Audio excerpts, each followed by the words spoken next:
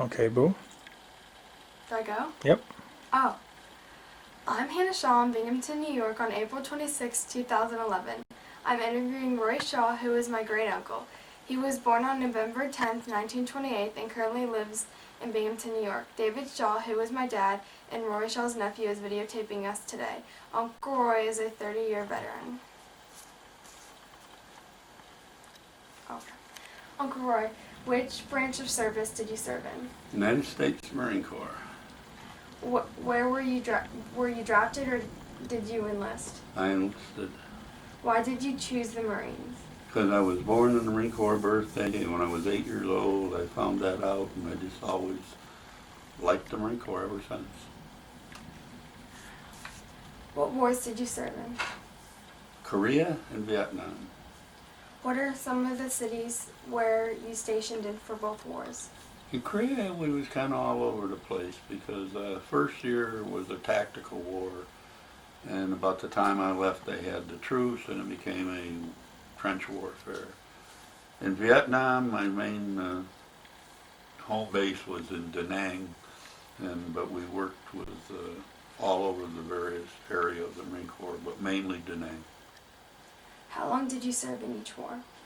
12 months in Korea from September 50 to September of 51, and in Vietnam was 14 months from January 67 to February 68. Uncle Roy, what do you recall about your first days in service? Being a little bit nervous about the Marine Corps boot camp. Were you sent to Korea straight after boot camp?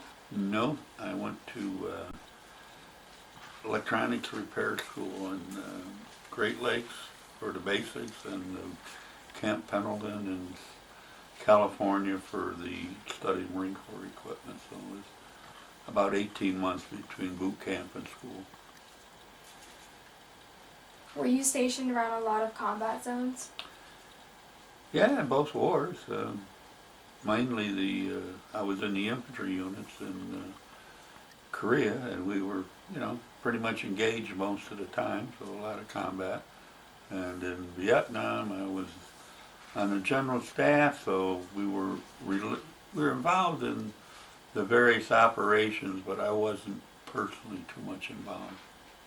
Could you hear or see a lot of combat around your camp? Pardon? Could you hear or see a lot of combat around your camp? Oh yeah, oh yeah, yeah. You heard the guns go off. Did you ever feel uncomfortable or unsafe at the camp? In combat, you mean? Yeah.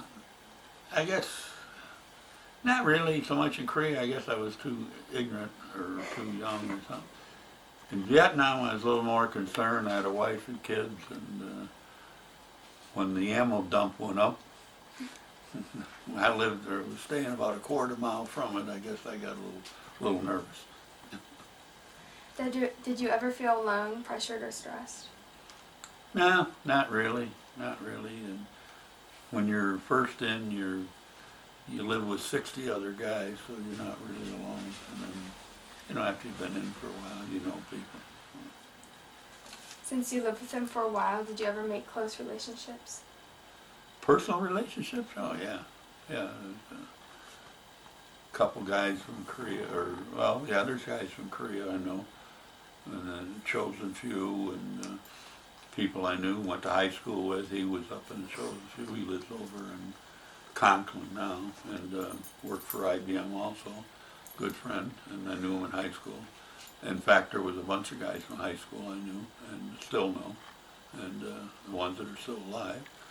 And in Vietnam, there's a couple guys, 2 or 3 guys that I still in contact with. So. Did you ever have a nickname while you were in this?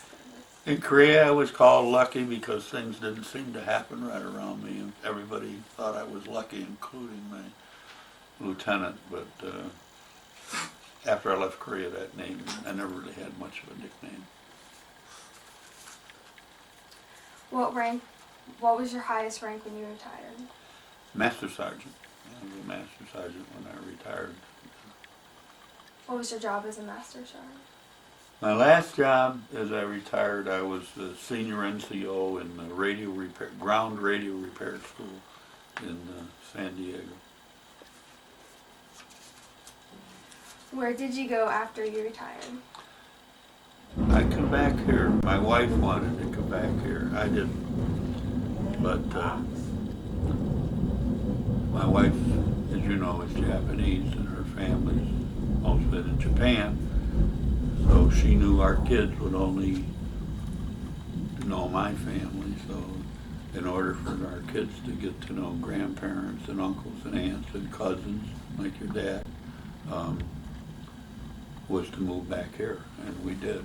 And I went to work for IBM, and it worked out pretty well for our kids. And they did, you know, they got to know their cousins and their aunts and uncles and their grandparents. So it worked out pretty well. Did you join any veteran organizations? I belong to several veterans organizations.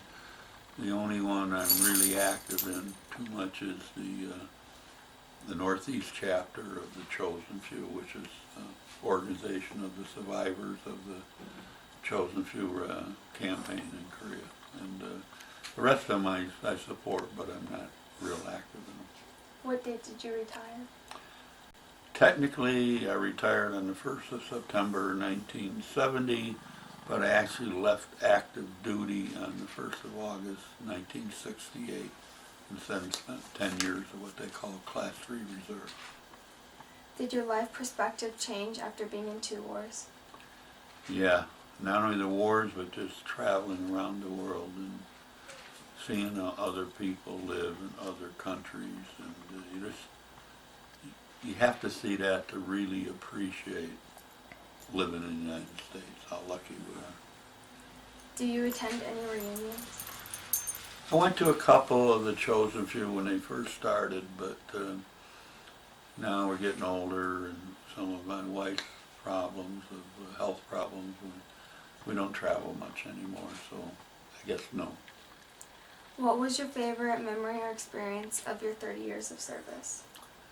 That's an interesting question. There were a lot of them, but maybe the most that meant the most at the time was the day of graduation in boot camp, when you finally earned the Marine Corps emblems to wear on your uniform. You don't get them when you first go in. You got to earn them, and it's just kind of a very special feeling.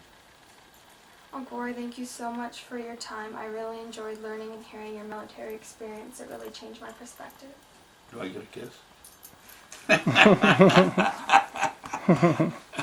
You know, it's been a long time since a good-looking girl kissed me.